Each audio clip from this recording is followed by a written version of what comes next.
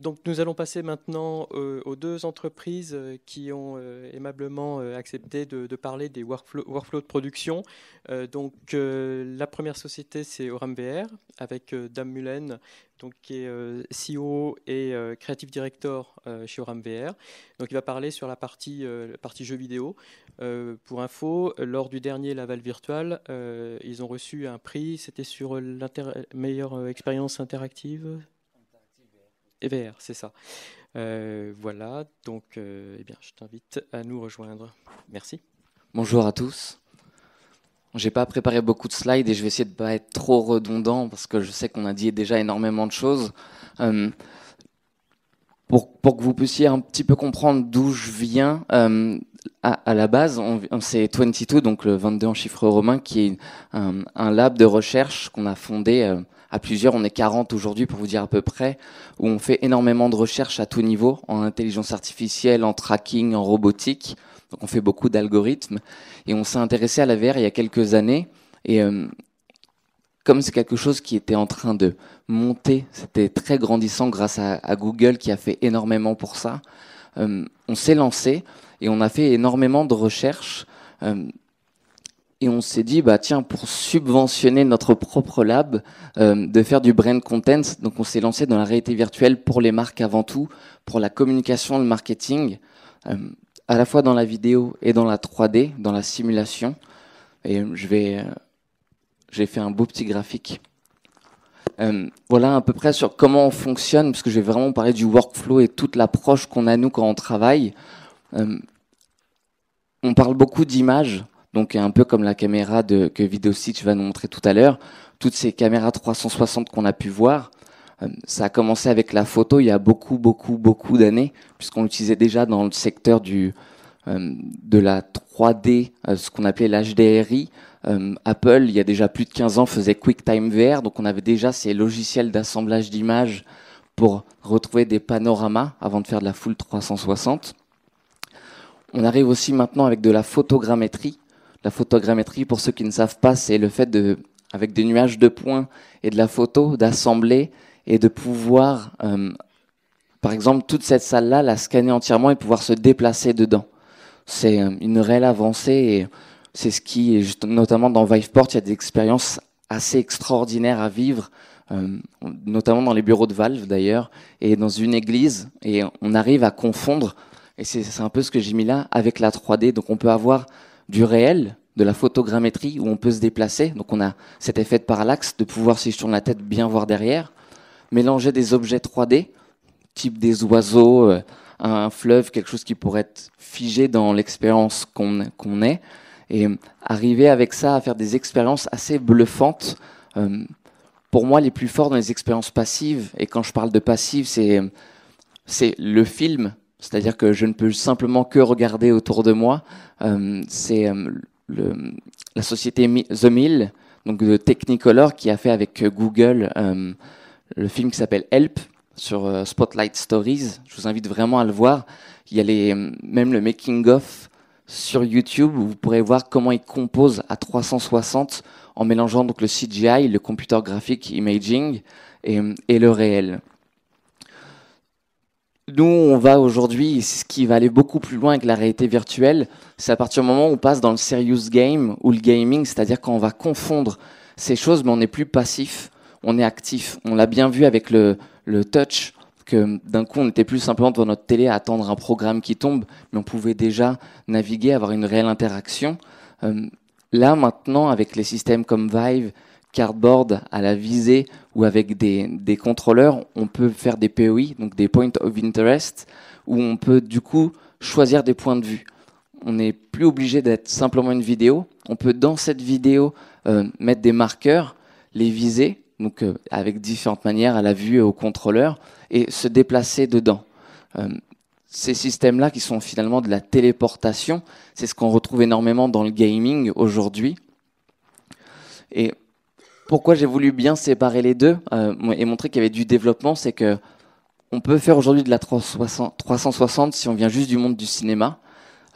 Si on vient du monde du jeu vidéo, on peut faire du gaming et un peu de serious game, mais il faut vraiment toutes ces compétences-là aujourd'hui pour aller dans la réalité virtuelle, puisqu'il y a une vraie approche storytelling à mettre en place et une très grosse partie de développement pour permettre d'intégrer des systèmes comme Daydream, comme Vive, Oculus ou d'autres systèmes. Et je vais vous montrer justement sur la slide d'après comment nous on fonctionne réellement. La première des questions qu'on se pose strictement toujours, c'est sur quel support on veut aller. Donc, quand je mets device, que ce soit HoloLens, donc en réalité augmentée, Tango, en réalité augmentée, que ce soit Vive, Cardboard ou tout autre, on remettra strictement en cause toute l'expérience qu'on va vouloir faire, toutes les possibilités, l'interactivité. Je parle de temps réel, parce que tout ce qui est précalculé, donc le cinéma qu'on voit aujourd'hui, peut être très facilement absorbé par les smartphones aujourd'hui. Ça nécessite aucune ressource, donc on est largement en dessous des 20 millisecondes pour pouvoir avoir des expériences. Mais à partir du moment où vous va vouloir être en 3D, donc du gaming ou vraiment quelque chose de très poussé, ce sera forcément précalculé sur du smartphone, où le temps réel, on va se retrouver sur des jeux très low poly, donc c'est là où il y a très peu de polygones, c'est ces formes très carrées, souvent très colorées. Et sur ça, nous, on fait énormément le choix dans notre studio de travailler sur des systèmes plus poussés, même s'il y a des câbles, pour nous permettre d'aller un peu plus loin. Quand justement on fait le choix, et je vais vous parler de Dwingle, le jeu qu'on a développé qui va sortir justement dans 2 mois maintenant, quand on a fait le choix du HTC Vive, on a mis à plat strictement toutes les contraintes qui pouvaient y être liées. Donc le déplacement, qui n'est pas une contrainte, puisque c'est même le système le plus avancé pour ça. On peut naviguer dans plus de 15 mètres carrés dans une pièce, donc imaginez que je puisse aller derrière Noah, voir ce qu'il fait. Les manettes, effectivement, Hervé l'a très bien dit, c'est que depuis le début, ça nous a énormément aidé, nous développeurs, de pouvoir tout de suite cette interactivité, de pouvoir la mettre en œuvre. Il y a beaucoup de choses qu'on puisse faire, on peut serrer la manette, donc on a ceci. Je ne vais pas dire que c'est du haptique, mais presque. On arrive à, par une simple pression de la manette, avoir une action. Donc je peux tenir les objets comme si je les tenais vraiment dans ma main. Les mouvements sont très précis, comme avec la manette des Dream ou celle du Vive. Et dans notre jeu et dans toutes les idées qu'on a pu mettre, en se servant de tout ça, on s'est posé les questions, à quoi ça va nous servir ? Est-ce qu'il faut faire que du mimétisme ? Est-ce qu'il faut aller plus loin dans l'imaginaire ? Comment on peut pousser ? Et on s'est dit qu'il fallait absolument mettre un maximum d'outils dans les mains, parce qu'on sait qu'on n'a pas des vraies mains. On a fait avec Leapmotion, pour ceux qui connaissent peut-être, des simulations où on voit ses mains dans le virtuel, mais on en revient toujours à ces mêmes problèmes, c'est quand il y a beaucoup trop de technologies ensemble, on ne peut pas demander aux utilisateurs d'acheter un Leapmotion, un PC qui est fort, un système Vive et en plus une expérience. Ça fait énormément de choses. Donc c'est toujours plus facile quand on a un seul device à développer et c'est ce qui permet de le déployer assez facilement. Dans le workflow, on part ensuite directement sur du dessin. J'ai quelques exemples que je peux vous mettre après. Top. Voilà comment nous, on fonctionne. On fait des dessins comme ce qu'il y a de plus basique, c'est-à-dire un storyboard, ce qui est beaucoup plus simple, au crayon. Donc tous les DA chez nous bossent sur ça. On passe du temps, mais là j'ai voulu mettre une image assez visible, c'est que on rend directement ces images qu'on appelle HDRI. Donc HDRI, c'est ces systèmes qu'on connaît peut-être déjà en HDR sur vos smartphones, vous avez déjà dû voir ce terme, mais c'est ce qu'on utilise pour avoir du photoréalisme dans de la 3D, dans du CGI. Et je vous ai mis un petit lien, vous pouvez aller voir. On a développé une technologie qui permet nativement sur du web, donc pas besoin de télécharger une application, de pouvoir lire de la vidéo 360 avec interactivité et ou des images 360. Donc vous pouvez voir une des scènes du jeu si vous voulez à quoi ça ressemble. Donc on passe strictement toujours par ces étapes de dessin, ces étapes normalement où c'est d'abord des cubes et des pièces vides pour se rendre compte. Toutes les 3D qu'on fait, il y a beaucoup de logiciels qui existent. Il y a des logiciels gratuits, et ça c'est top quand on veut commencer à développer. Pour de la 3D, on utilise chez nous Blender, 3ds développé par Dassault, qui est beaucoup plus onéreux pour le coup, Maya, ZBrush et énormément d'autres logiciels qui permettent de faire de l'animation. On peut faire avec des systèmes qu'on a chez nous, comme des Kinect, de la mocap, donc du motion capture, pour permettre très simplement, sans déployer des coûts énormes, pouvoir prendre mon corps dans l'espace, donc avec plusieurs Kinect, et de pouvoir prendre cette animation pour les mettre dans le jeu. Je reviens juste avant. Donc, on fait nos dessins, les modèles 3D sur tous ces logiciels, et on va les optimiser. C'est une des phases les plus importantes dans la 3D, parce que l'optimisation, je vous parlais de polygones tout à l'heure, il y a des milliers de polygones sur n'importe quel objet 3D qu'on fait, et pour que les ordinateurs, pour que les smartphones puissent les lire, il faut l'optimiser. Sinon, c'est ce qui crée les lags qu'on peut avoir dans certains jeux. Donc, c'est une des plus grosses phases qu'il y a à mettre en œuvre. Tout ça, on reste encore dans les logiciels de 3D. À partir du moment où on a ces objets, on va faire ce qu'on appelle du développement, du level design. Donc, on va passer dans des logiciels qui sont connus aujourd'hui et qui sont gratuits aussi. Et après, il faut payer quand on a un certain revenu surtout, qui sont Unity 3D, qui sont aujourd'hui les plus ouverts et quasiment sur tous les salons qu'on peut trouver. Unreal et CryEngine, qui sont les 3 plus grosses plateformes de création de jeux vidéo et d'interactivité, puisque si on veut développer sur HoloLens aujourd'hui, on va prendre Unity. Si on veut développer sur Tango, on va prendre Unity. Sur Vive, qui maintenant s'ouvre sur beaucoup plus d'autres de plateformes. Et là, on va insérer nos scènes, qui très souvent sont des scènes juste carrées, où on place des cubes pour se rendre compte de l'impact qu'on peut avoir sur les utilisateurs, sur la perspective qu'ils peuvent avoir. Et dans cette recherche et développement qu'on met en place en interne,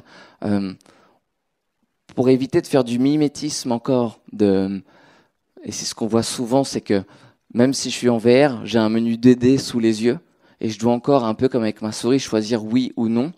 On a intégré de la reconnaissance vocale et de l'intelligence artificielle. C'est-à-dire qu'aujourd'hui, on est capable d'interagir avec des éléments, notamment dans le jeu, c'est un robot. On peut lui demander de nous suivre, donc il va nous suivre. On peut lui demander d'aller à un endroit et prendre quelque chose pour nous, il peut le faire. Il a plusieurs lignes de code d'intelligence artificielle qui fait qu'il peut aléatoirement choisir, un peu comme nous on pourrait aléatoirement choisir, en fonction des endroits où on regarde ou des endroits où on se place. C'est ce qui fait que chaque expérience va être vraiment différente d'une intelligence artificielle qui est beaucoup plus, je ne vais pas dire sommaire dans le jeu vidéo, parce qu'elle est très poussée, mais qui est souvent la même. Et on essaye, grâce à la réalité virtuelle, puisqu'il y a un impact très fort, c'est que on est le joueur. Quand depuis des années, toutes les plus grandes marques de jeux vidéo nous disent vous êtes le joueur, mais on reste dans son canapé avec sa télécommande, là on est vraiment le joueur. Et il y a un impact sur la réalisation, sur l'expérience utilisateur qui est beaucoup plus fort et qu'on essaye de mettre en place. J'espère que vous pourrez tester notre jeu bientôt et peut-être dans les VR cafés, je vais appeler que Vive a mis au point. Dans cette expérience, Noah disait très justement tout à l'heure, n'hésitez pas à aller au-delà des idées que vous pourriez avoir, au-delà de ce qui se fait. Et c'est ce qu'on a voulu faire dans les contraintes, parce que c'est une contrainte aujourd'hui, je sais que ça va évoluer, que Vive apporte, où on peut se déplacer dans 15 mètres carrés. Ce que The Void permet de faire avec des systèmes qui existent depuis très longtemps, qui sont les OptiTrack, mais beaucoup plus coûteux et que les gens n'achèteront jamais, c'est comment je peux me déplacer dans une pièce, mais pas avoir forcément besoin de me téléporter pour aller là-bas. Comment je peux faire pour avoir cette sensation de marcher dans un espace géant? Et en fait, on a créé donc ce qu'on appelle de l'occlusion. C'est que, imaginez qu'ici j'ai un mur, donc je vois ma scène 3D. Si je passe derrière ce mur, en fait, c'est une autre scène 3D qui apparaît. Et je peux avoir cette sensation de strictement jamais m'arrêter dans l'environnement. Mon rêve, quand j'ai commencé à faire de la réalité virtuelle, c'était de faire ramper les gens chez eux. je me suis imaginé ces scènes où on est dans son salon, chose qu'on, je pense, arrivera très vite, où on est en train de ramper dans notre jeu, alors que finalement il n'y a rien, et notre femme qui arrive qui dit mais qu'est-ce que tu fais? Et je sais qu'on arrivera à ce niveau-là, et dans notre jeu par exemple, vous devez rentrer dans un tube, donc vous serez strictement obligé de le faire chez vous, donc j'ai presque réussi ce pari-là maintenant, vous serez obligé de rentrer dans un tube qui sera là, de ramper sur une grande 2, 3, 4 mètres, on va dire, au sol, et d'en ressortir, et avec ce même système d'occlusion, d'arriver dans une nouvelle pièce encore. Et c'est ce qui fait que, même si la téléportation est géniale, c'est ce qu'il y a de mieux aujourd'hui pour explorer le monde de manière assez simple et très rapide, on perd un niveau de réalisme, surtout quand on arrive sur ce système très empathique, où on est ancré dans cette téléportation, on a envie d'y rester, on arrive à oublier qu'on est dans le jeu vidéo, et que c'est vraiment nous qui allons faire strictement tout, et sans avoir de menu pop-up qui arrive, parce que je vais décider à la voix, et c'est ce qui est assez ludique, c'est qu'il faut poser la bonne question ou trouver les bons mots pour avancer aussi. Donc voilà un petit peu comment ce jeu de Wingull qui a été primé au Laval, il n'y avait pas encore toute l'expérience au Laval cette année-là, donc c'était en mars dernier, vous pourrez en avoir beaucoup plus dès décembre. Et le déploiement, justement, aujourd'hui, ce qui est génial, c'est que comme on est tous dans cette phase d'éducation, où on veut apporter la VR, on n'est que quelques millions à utiliser de la réalité virtuelle aujourd'hui, ben, toutes ces grandes entreprises, Google, Vive, je vais citer qu'eux parce qu'ils sont là aujourd'hui, c'est open source. Oui, le hardware, il faut l'acheter, mais forcément, on le fabrique, donc il y a un moment et il y a de l'investissement, mais tout ce qui est logiciel est open source. Vous pouvez demain aller sur le site de Google, télécharger les SDK et faire votre propre application. Vous pouvez aller sur le site de Vive, télécharger tous les systèmes SDK et autres qui sont apportés et les manipuler. C'est ouvert pour que vous puissiez apporter vos briques. Et en fait, c'est ça qui est génial aujourd'hui. Et le workflow, honnêtement, il ne diffère pas du jeu vidéo d'aujourd'hui. Absolument pas. On va beaucoup plus s'amuser avec le son, parce qu'on n'avait pas tous un 5.1 chez nous, mais maintenant qu'il peut interagir avec l'accéléromètre, on va pouvoir énormément jouer avec le son. Ce qu'on appelle le son surround, qui est génial, et ce qu'on appelle aussi binaural, pour ceux qui savent pas ce que c'est la perception le délai qu'il y a entre nos deux oreilles, qui va permettre de vraiment cibler où est le son, et un passe-fréquence dessus, qui va permettre de recréer finalement un peu comment fonctionne notre oreille, donc atténuer certaines parties pour avoir en plus de savoir où c'est, d'avoir la sensation que c'est à cet endroit-là. Et c'est là où on peut jouer aujourd'hui quand on fait de l'écriture, c'est de savoir à quel moment il y aura des sons, à quel moment, parce que je vais regarder dans cette direction, ces actions-là vont se déclencher. Et je finirai sur quelque chose, et c'est là où je vous encourage vraiment à aller toujours plus loin. On a pu montrer, on a pu le démontrer au Geeks Live, donc c'était un événement qui était il y a quelques semaines. On a pu coupler un capteur cérébral et de la réalité virtuelle. C'était avec le Vive, justement. Et on peut isoler certaines fréquences électriques qu'émettent le cerveau avec un petit apprentissage qu'on a réussi à descendre jusqu'à 15 secondes qui permet de cibler différentes actions. Et par la pensée, on peut déplacer des objets et interagir dans l'environnement. C'est juste, il y avait des sceptiques dans la salle et du coup, on l'a fait tester à beaucoup de gens. Et c'était extraordinaire de voir ces gens qui... Déjà, on est bluffé par la réalité virtuelle, mais en plus, on était bluffé de voir qu'on peut ne pas utiliser ses mains et que le fait de penser a aussi un impact. On peut, parce que j'ai peut-être des mauvaises pensées, avoir dans notre jeu vidéo la pluie à l'extérieur. Et peut-être parce que j'ai à me calmer, donc les variations électriques de notre cerveau sont différentes pour pouvoir faire passer un état d'urgence dans le jeu vidéo ou dans la simulation. Il y a énormément de choses qu'on peut mettre en place dans la réalité virtuelle. La 3D a cet avantage juste génial, c'est qu'on peut faire ce qu'on veut. On n'a aucune limite. J'ai une image, parce qu'on m'a dit, mais en 3D, on peut pas tout faire, on peut pas faire de film.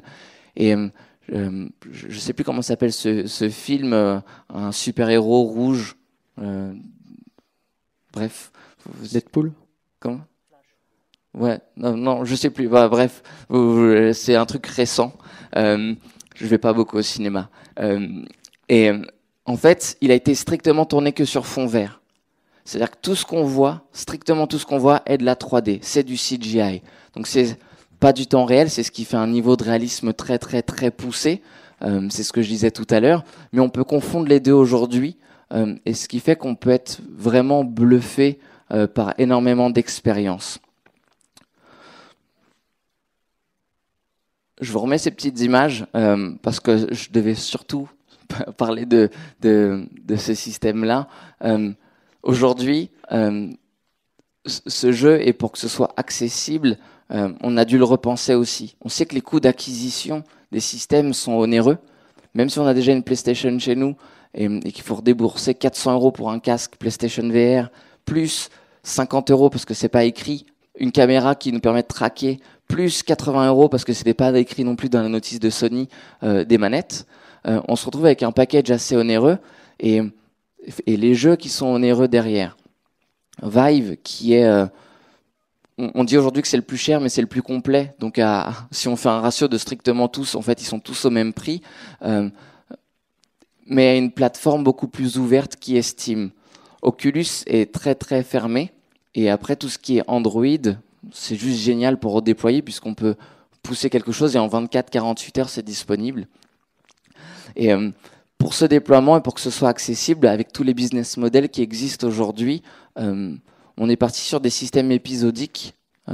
C'est ce qui permet un peu comme les web-séries, donc être sur des formats qui sont très peu coûteux, qui permettent d'évoluer avec les technologies, qui permettent de remettre en cause aussi énormément de choses et pas de figer des déploiements qui sont longs de 2 ans, comme des AAA ou beaucoup plus, et qui souvent arrivent un peu en retard sur certaines technos.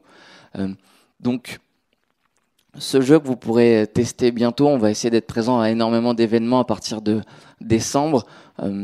Vous êtes dans plusieurs environnements.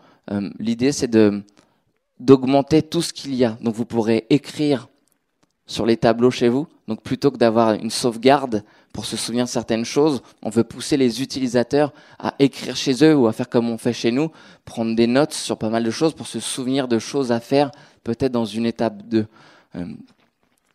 Quand on a repensé un peu tous ces systèmes justement de déplacement, parce qu'il y a, oui, le marché, il y a l'environnement qui bouge. Attention, parce qu'il ne faut pas bouger la caméra à la place de l'utilisateur, parce que c'est là où le motion sickness apparaît. On s'est mis sur des tapis roulants. Vous verrez, c'est assez drôle, où en fait, vous êtes comme dans un hangar, dans une usine géante, où vous êtes sur le tapis roulant et c'est tout l'environnement qui bouge. Mais à partir du moment où vous avez un environnement qui est statique autour de vous, le motion sickness n'apparaît pas. Et tout ça, c'est parce qu'on peut faire les tests, qu'on voit que ça fonctionne. Est-ce que vous avez des questions ? Tout d'abord, on va te remercier.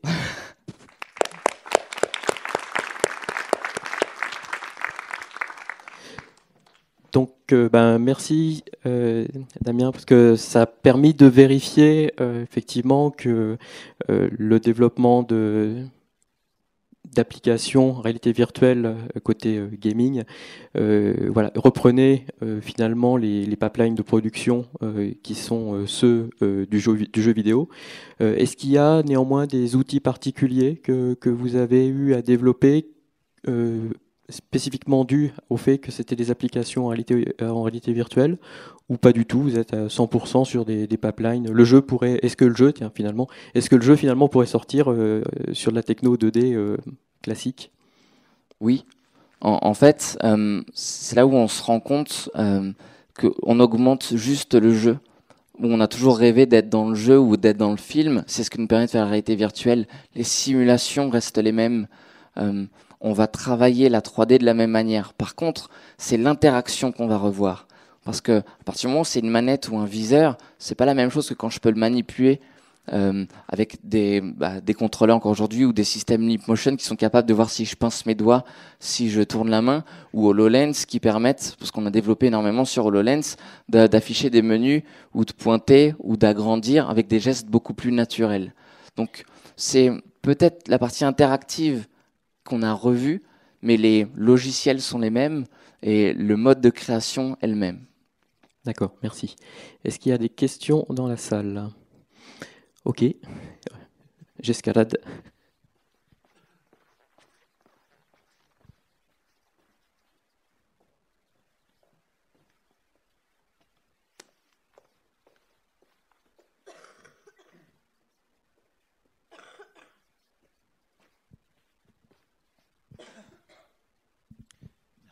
Bonjour. Moi, j'aimerais vous poser la question de savoir si vous rencontrez des frustrations à l'heure actuelle avec la technologie que vous avez entre les mains et quelles sont-elles et comment vous aimeriez qu'elles soient résolues par les technologies futures. Les plus grosses frustrations aujourd'hui, c'est le déplacement. À partir du moment où c'est ludique, les gens s'amusent. Et il faut pas oublier que c'est de l'entertainment avant tout. On a fait énormément pour de la formation, donc du serious game. Et là, il n'y a pas vraiment de frustration parce que l'objectif est très ciblé tout de suite. C'est quand c'est de l'entertainment qu'on peut revoir les attentes énormément des gens. Et le plus gros problème aujourd'hui, enfin le plus gros problème, les plus grosses frustrations que j'ai pu voir, c'était l'accès aux appareils. Donc de pouvoir se permettre d'acheter un Vive ou un PC à 2000 euros pour pouvoir le lire, ou d'être justement, d'avoir cet accès au contraire qui est génial avec le cardboard, mais qui est beaucoup plus restrictif puisqu'il ne prend pas en compte le fait que je me déplace, donc le motion sickness peut venir plus vite. Donc après, c'est une règle à savoir qu'il faut toujours être au même endroit et qui est beaucoup plus contemplatif. Merci.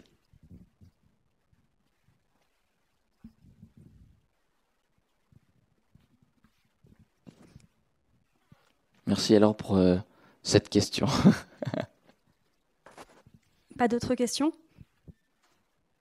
Je vais simplement ajouter qu'on fait aussi beaucoup d'efforts. On travaille beaucoup avec les partenaires PC pour essayer de diminuer à la fois les spécifications nécessaires pour utiliser le Vive et aussi pour avoir des PC moins chers. Il y a beaucoup de travail. Ce que je voudrais noter, on va lancer d'ici peu donc un bundle qui permet grosso modo d'avoir un PC plus Vive aux alentours de 1500.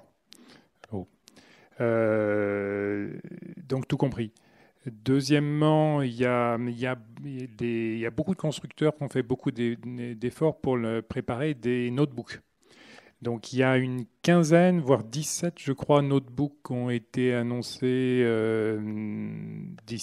dans les à peu près 6 dernières semaines, qui sont VR ready, comme on dit, donc qui supporteront le Vive, et ça devrait être à partir, disons, de 1300 à 2000 euros. Donc là, ça change beaucoup de choses aussi, parce que à partir du moment où on est dans un notebook et qu'on a juste à connecter le Vive dessus, là, tout d'un coup, on sort du marché des gamers traditionnels et on rentre vraiment dans le marché de monsieur tout le monde qui ne va pas mettre une tour dans son salle à manger, mais qui met un laptop. Donc, on travaille beaucoup ensemble en termes d'écosystème et de manière à vraiment essayer d'abaisser le prix d'accès à la réalité virtuelle, toujours PC pour l'instant, le plus possible. Et en même temps, on travaille bien sûr sur la partie mobile avec Google et Daydream.